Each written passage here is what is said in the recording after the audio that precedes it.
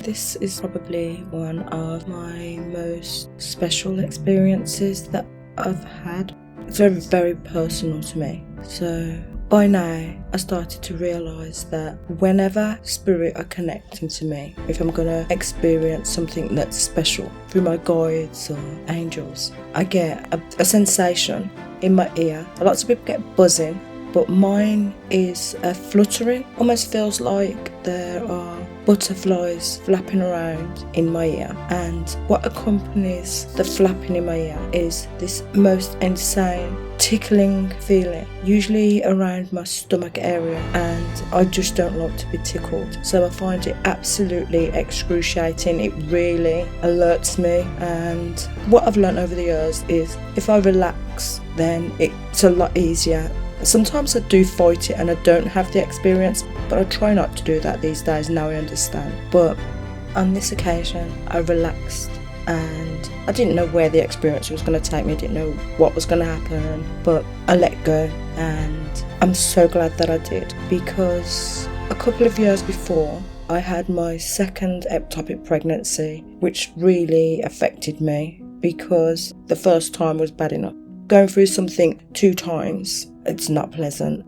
To know that I wouldn't have no fallopian tubes left at the end of it. Any other children that I decided to have would have to be through IVF. So it did play on me. And after the first ectopic pregnancy, I found out I was pregnant and I was really excited. So I was very disappointed when I started to get the signs and the symptoms that were related to the first. So I knew instantly, without the doctors telling me. I took myself to A&E and it was confirmed.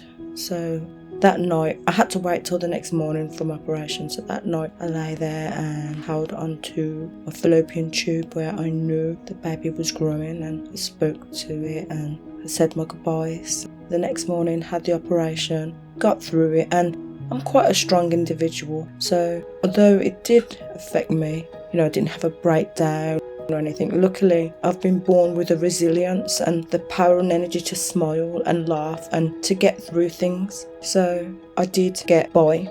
A couple of years later, this experience started to happen. I got the tingling, got the fluttering in the ear. Like I didn't know what was going to happen.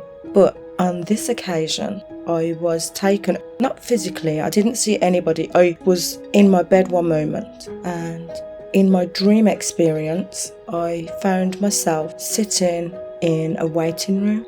Now, the waiting room was a big white area. There was a white desk with no writing, very bright white, no colours. I was sitting against the wall with a row of chairs. Other people were there. They were also waiting. We had no idea at that time what we were waiting for. No indication, there was no writing, nothing, no clues. But I knew it was important. So as I sat there, somebody approached me, but not physically. It was a voice, and they said to me, "You're not ready to see her yet." Instantly, I knew where I was.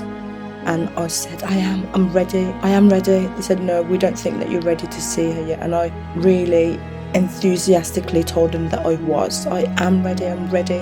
And they said, okay. Nobody was there. It was just kind of communicated to me. And what I thought was the wall behind, to the left of me, became a very thin, floaty, veil type of curtain. And this little girl, she was about 2, came dipping out of the curtain, holding a little brown teddy bear. And I looked at her, and immediately I knew that this was my daughter. I knew this was the baby that had been lost. And I was so excited. She came over and she sat on my lap, and I held her. The love again, it was indescribable. And what I noticed, what I really remember, was feeling how cold this little girl was, and I hugged her and I held her. No words were spoken. It was just immense love. She was far too cold. I tried to hold her as long as I could, but it was like holding a block of ice. It was that cold. And I knew I had a limited time to be able to hold her, and I held on, and eventually I had to let go. I do not know how long I held her for, but I knew I had to let her go. And so she got off my lap and kind of just disappeared, and I found myself again back at home in bed. And there was a sadness, but I knew that I was very, very lucky to have been able to go to this place, and I know not many people get to have that opportunity and chance. So it was for me one of the most amazing experiences that I've ever had in my life. I will never forget it, and it certainly was not a dream. The intenseness of cold, you don't feel a cold from a dream, and it wasn't a lucid dream. It was definitely an experience, one I will treasure forever. I am glad I shared this, and I hope that my story can give hope to some of you who I know have been through similar experiences and have lost children and are unsure of what happens after, where they go, do they still exist? There's a lot of questions, but trust me when I say there is a place for the babies, and one day you may get to hold your baby too. And please do feel free to share your stories here.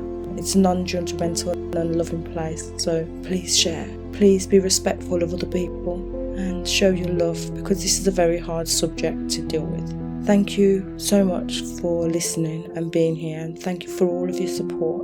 I really, really hope that you have a wonderful rest of your day, evening, night, wherever you are, whatever time you're watching this. Lots of love. Please like, subscribe and click the bell icon, and let's keep sharing. Lots of love to you all. Bye.